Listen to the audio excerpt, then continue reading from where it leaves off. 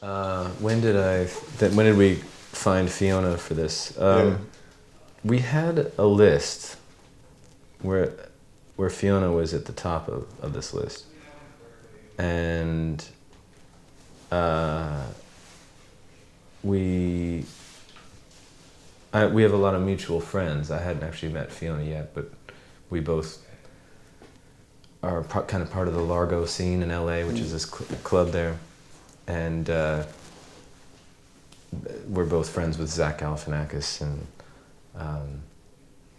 but Flanny from Largo and Tony are friends with her, and they both showed her the song and said you should really consider this, and she's like, she doesn't say yes very often to things, and she I think it's because she's so uncompromising in everything she does that if she's going to throw herself into it, she's going to really throw herself into it. So it was a long process of getting her to come in. And did it turn out then the way you envisioned it? And rarely songs turn out the way I envisioned them. Okay. But I knew it had to have, and there's only a handful of female vocalists that have that kind of gravity and not prettiness to their voice, but still beautiful, but just like, and I knew it had to have that. But unless I was going to resurrect Nina Simone or somehow get PJ Harvey, and that's a short list, you know, it's like Fiona's so great. But what you say is quite interesting, that songs don't, or rarely turn out the way you imagined them beforehand. So when do you feel a song is done then? When you start working on it? Does your conception of the song changes as you work on it? Or is it more of a unachievable vision that you have? Well, for something like Capsize that I've got so many versions of, I knew I was just going to have to accept one version finally for the record. But what made that song live so long on stage was that it was so malleable and was never finished. And I was a little bit reluctant to finally put it down on a record because in some sense it's put to rest. Even though after we start playing it, it takes on a new life. Sure. But to finally have a single that is that much fun to play and that proven to be, what works about that song is that it, you know, I feel emotionally different every 10 minutes. Most of us do throughout the day. Sure. So sometimes you're stuck playing a song that doesn't fit your mood. And the songs that live on stage the longest are the ones that are just a blueprint. Okay. Don't have too many instructions about how to feel or how to play it. And so that you can fully inhabit it and reinterpret it based on how you feel. But I'm not sure if I fully answered your question. Are songs ever finished? Yeah, I mean the recorded version is just yeah. I just think of them as a moment in time. Yeah. And I just because you say you say that well, if it's emotionally fluid, then it's easier to play live in a sense. But then, Are You Serious is argued to be your most personal album, and then there is a lot of emotion on it. So how will this translate to playing the songs from the record live? It's really, I was not sure how it would feel to do a song like Puma every night, but the music behind it that's supporting those lyrics is pretty exuberant and celebratory.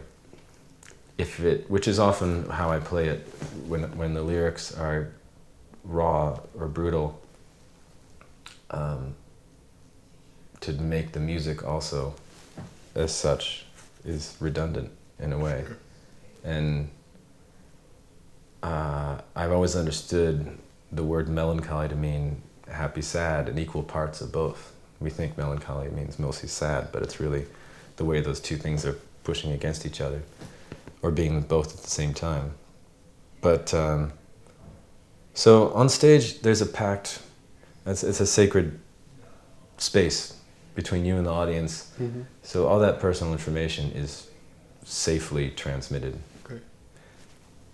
However, journalism is a different story. Sure.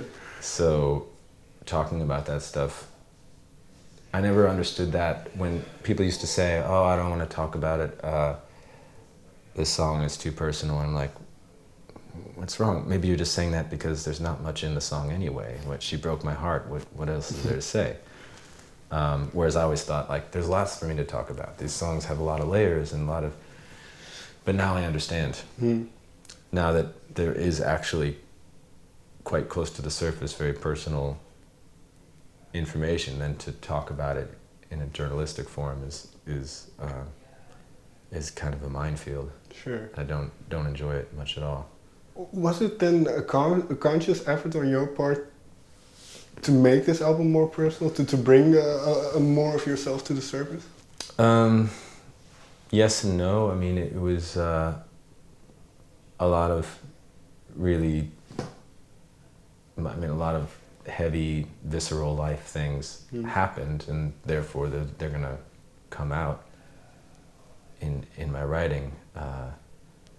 So I couldn't have helped that, but there was a challenge to myself, just like with Left-Handed Kisses, to write a simple love song. Just quit getting lost in your machinations and turning things around in your head. Just spit it out in plain language. Okay. Again, on my terms. It's like I'm not gonna do anything that I'm not cool with, but yeah, I'm always asking myself when I make a record, what am I risking this time? What's at stake? Am I pushing myself? What answer to the question did you find for this record? This was one where I'm definitely pushing myself. There are some when it's simply blissing out on the beauty of music. Records. Sure. In between, but there's other records where, like Weather Systems, I was definitely pushing myself, and certain, I don't know which parts of Armchairs were, but this is another one of those that where I'm doing things and I'm like, can I do this? You know, is this okay? Okay. Finally, then, the album is called Are You Serious? Mm-hmm. When in the whole process did the title pop up? It's been the working title for the last couple records. Okay. When I would submit the first draft to my manager, I'd always, as a joke, write, "Are you serious?" Like this is what you've been working for 5 years on. And so it's just kind of a joke between us, but this time it had, I like titles that have many possible readings of it, that leave enough room, and this seemed appropriate this time. Okay. And then, so I suppose you won't elaborate on how you interpret it, that title. You want to know how I interpret it? Yeah.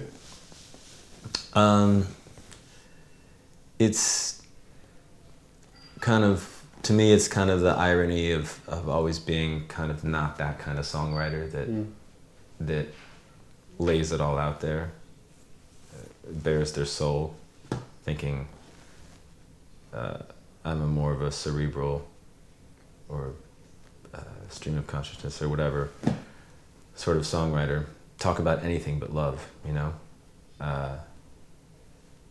And here I am doing what I didn't think I would do. I used to go to see shows in the 90s when I was right out of music school, and it was you know, it was a lot of Chicago raw kind of post-rock and Liz Phair and Confessional and just blah, you know, there it is.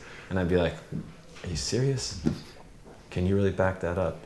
That's when you just, could you live with yourself every night doing that? And now, finally, I think I get it. Okay. I think I have to stop, so thank you very much for your time. Sure. Thank you.